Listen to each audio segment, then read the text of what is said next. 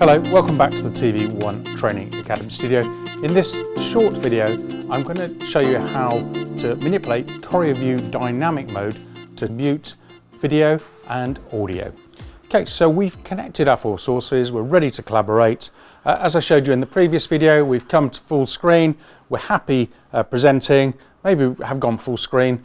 You can see I've got audio, I've got video. Somebody comes into the room that's not meant to be seeing this content. What do? Dead simple. These buttons down here, video and audio.